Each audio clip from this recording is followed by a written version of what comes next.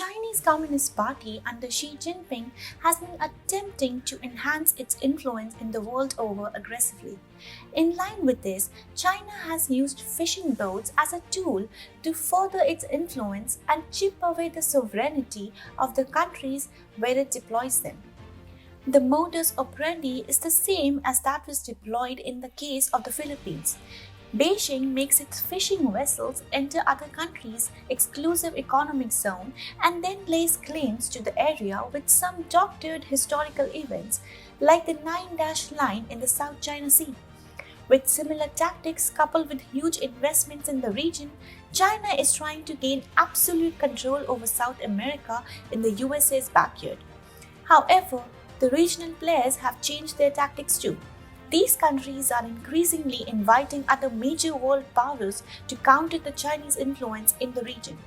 Hi and welcome to TFI Global, the foreign affairs and geopolitical analysis arm of the TFI Media Group.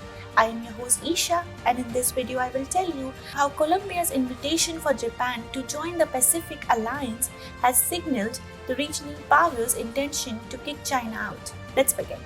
In the past couple of decades, the economic heft of China has increased in direct proportion to its expanding geopolitical influence over larger geographies, be it Africa or even South America. As per a September 24 report, an investigative feature published by the Associated Press and the Univision Network revealed that Chinese ships are increasing their presence in the Pacific waters off the coast of South America with practices that raise alarms about illegal, unreported, and unregulated fishing.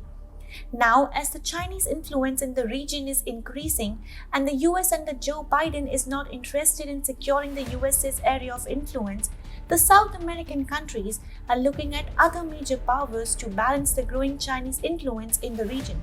The Vice President of Colombia has asked Japan to join the Pacific Alliance, four Latin American countries-led trade bloc that aims at expanding exports to Asia. This comes after Japan has been consistently building up its alliance with these Latin American countries, be it Shinzo Abe or Yoshihide Suga or else the current Prime Minister Fumio Kishida.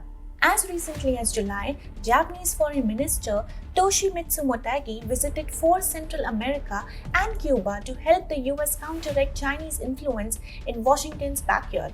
As per the above-mentioned report, 30 Chinese flagged fishing vessels were identified and 24 of them were accused of abusive labor practices or of violating maritime laws.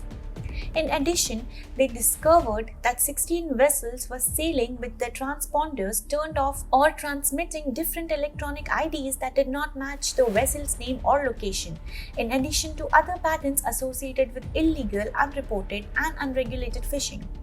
According to the investigation, 6 ships belong to companies accused of forced labor, including the Chantai 802, whose Indonesian crew said that they have been at sea for 4 years.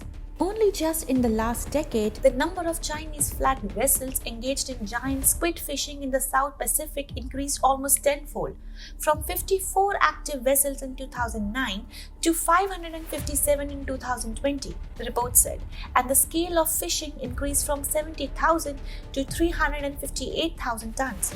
The Chinese fleet can fish for years at a time because it unloads its net at sea into giant refrigerated tankers, capable of carrying more than 15,000 cubic meters of fish as per AP. In such a situation, observing the retreating US under Joe Biden, Colombia has asked for Japan's assistance in the region to counter CCP's increasing loot and destruction of the region's oceanic life. Japan too, on its side, has been working to consistently counter the Chinese influence in the region as the US takes the backseat. Earlier in July, according to the Japanese Foreign Minister, the then Prime Minister Yoshihide Suga held separate phone conversations with the leaders of 6 Pacific Island nations: Fiji, Kiribati, Palau, Papua New Guinea, Tuvalu, and Vanuatu, urging them to join Japan's efforts to achieve a free and open Indo-Pacific area.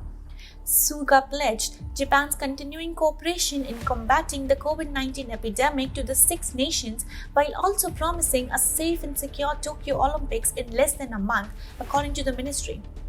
The Prime Minister also addressed Japan's funding for infrastructure projects and renewable energy, with the 6 Pacific Islands leaders asking for their support in Tokyo's attempts to achieve the return of Japanese people abducted by North Korea in the 1970s and 1980s, according to the ministry. After the meeting, it was announced that Japan will provide the Pacific Island nations and territories with 3 million COVID-19 vaccine doses through the UN-backed COVAX Global Vaccine Sharing Program. Following this, Japan has followed a consistent foreign policy vis-a-vis countering Chinese influence in the Pacific Ocean and South America. Late last month, Russia's Rosoboron Export Director General Alexander Mikhaev affirmed Moscow's readiness to supply the armed forces of Peru with the latest fighter aircraft, if and when it makes a formal request. According to TASS, Russia could provide Peru with as many MiL-171SH helicopters as needed to effectively carry out military tasks. Going ahead and beyond, Russia is also willing to train Peruvian specialists in operational capacities. Moscow is also reportedly willing to help upgrade Peru's existing warplanes, which are mostly of Russian origin. It boasts a fleet of multi-role Mikoyan MiG-29 fighters, Sukhoi Su-25 jets, and MiL-Mi-171SH P military transport helicopters. This offer comes at a time when these South American countries are finding it difficult to take on China in Washington's absence. Now, with a confident majority to the ruling Liberal Democratic Party in Japan, Colombia is betting on Japan to join the Pacific Alliance and enable the regional players to voice their discontent towards the Chinese Communist Party, as well as take on the China challenge as and when the need arises.